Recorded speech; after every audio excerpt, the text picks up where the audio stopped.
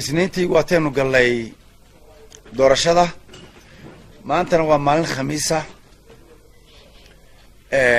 dhowrkaa cisho ee ka dambeysay maalinteenu codeynaynay ee doorashada ahayd waxaynu kala qaadanaynay wixii warar ahaa iyo hawluhu meeshay marayeen.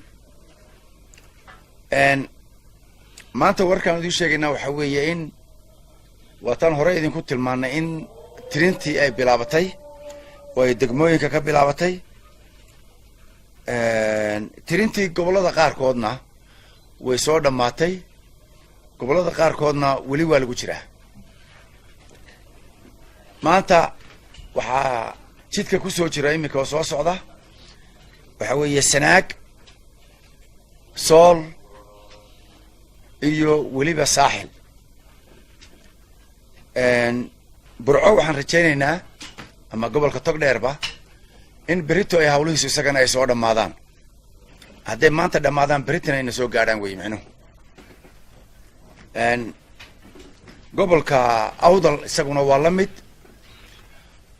Awdal qudheeda waxaan rajaynaynaa haddii ayan caawa iman berita subax iyaguna way nala joogaan. hawshoodu waa dhowdhowdahay laakiin weli waxbaa u dhinnaa. gobolkan Maroodi Jeex oo aynu joogno waad ogtihiin oo waa gobolka ugu goobaha badan. waxaanu inta badan ku hawlanayn oo ku mashquulsanayn waxa weeye goobaha kala saaristoodii iyo soo ururintoodii soo xereynta. culaysku meel walba waa jiray gobollada laakiin kan waa ka sii weynaa. waxaa inta badanna ay ahayd gobolka oo weyn isla markaana goobuhu isu dhow yihiin. marka taasi waxay keenaysay culays fara badan waktigii lasoo noqonayay ku saabsan oo ay halkan gelayeen markaa safaf dhaadheer iyo kuyo dhaadheer. yacni goobihii oo isugu soo ururayay xarunteenna halkan ayna ka fogeynaya Mingseng. taasi waxay dhalisay in wakti badan la sugo oo hawshaasi la qabto. hase yeeshee markii dambeeto waxay noqotay in la wada qaban kari waayo oo qof walba laga qori kari waayo, laakiin la yiraahdo inta laga istilaamo ama laga qabto sanaadiiqda haddana la yiraahdo soo noqdo subaxii. marka halkaasi waxa ayna kaga luntay waqti badan bayna kaga lumay oo runtii ahayd sidii loo kaydinayay, sidii loo qabanayay iyo waqtigii kala saarista. waxyaabo kaleeto iyaguna xag farsamo ah way iska jireen oo xoogaa culays iyaguna keenayay ayaa iyaguna iska jiray. imika waa la wadaa gobolka Maroodi Jeex way yimaadeen Balligubadle iyo Sallaxleba waa soo xiroodeen. gacanteenu ku haynaa. waxaa inoo dhiman Gabiley iyo Hargeysa, labadaa degmo.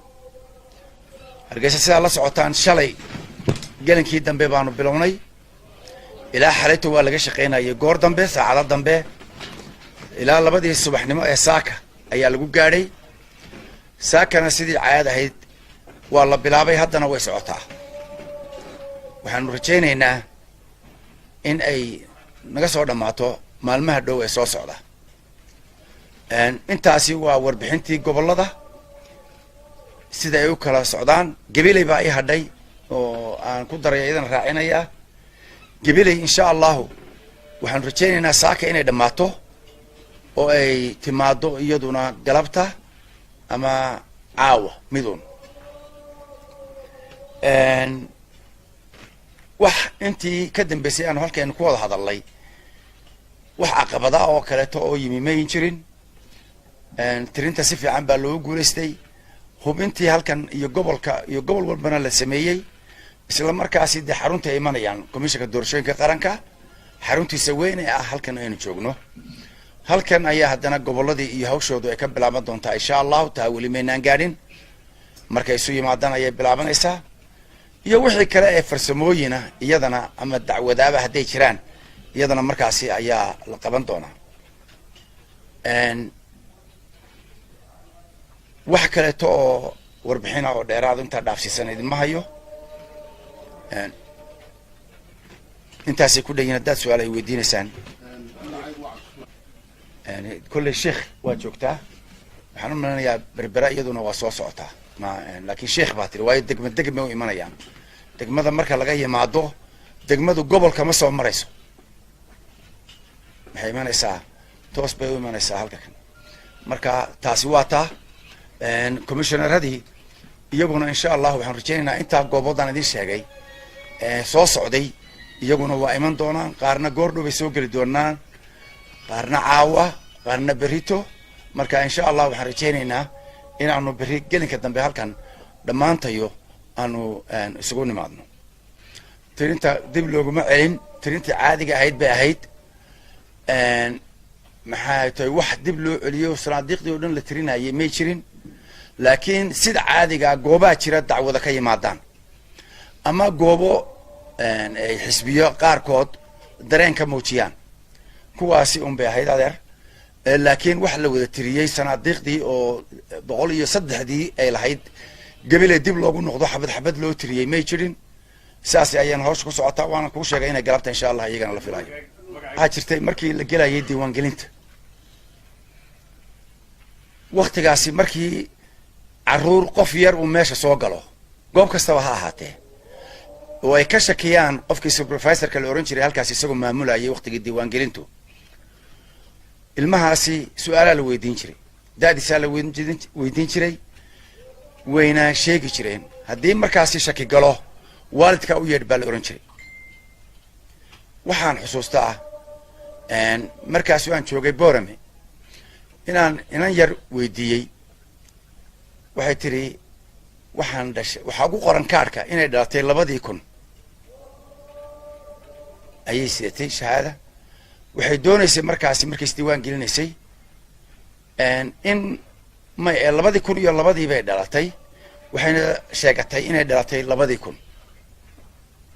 marka halka waxa ku jira sanado gooni baan ula baxay inantii yareed baan wareystay waxaan runta ii sheeg goorta dhalatay way ii sheegtay ina yaro been sheegaysa ma ahayne way qiratay waxay tiri anigu 2002 baan dhashay laakiin halkan 2002 bay go'on waalidka ma u yeedhisay ma u yeedhi maayo oraska tan sidii bay ku tagtay laakiin waxa jiray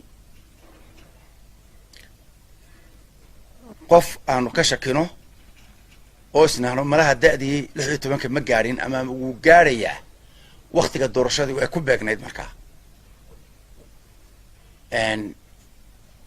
kuwa caynkaasa waxaan u yeedhi jiray waalidkood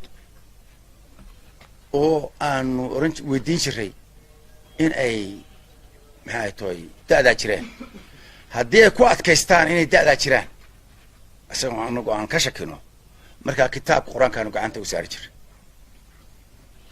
inan baa jiray isaguna ku dooday da' weyn sheegtay oo yidhi da'daasaan jiray dabadeed hooyadii baan u yeedhnay wiilkaaga imise u jiro intii saxda ahayd bay sheegtay oo daad micnaheedu ay tahay inay ka yar tahay waqtigii la doonayay in la diiwaan geliyo da'diisu ka yaraanayso islaantani waxba garan maysay anigaa garanaya buu yiri waa hooyadii waa tii dhashay buu sheegaya marka waxyaabahaas oo dhan baan soo marayay oo jiray laakiin commissionku waa ku dadaalay inuu xitaa markii dambe ka saaro wax allaale wixii ay u arkayeen inay meesha ka maqan tahay liiskii dambe halkan soo gaaray kama dambaysta waanu ka saaray marka anagu ma ogin imika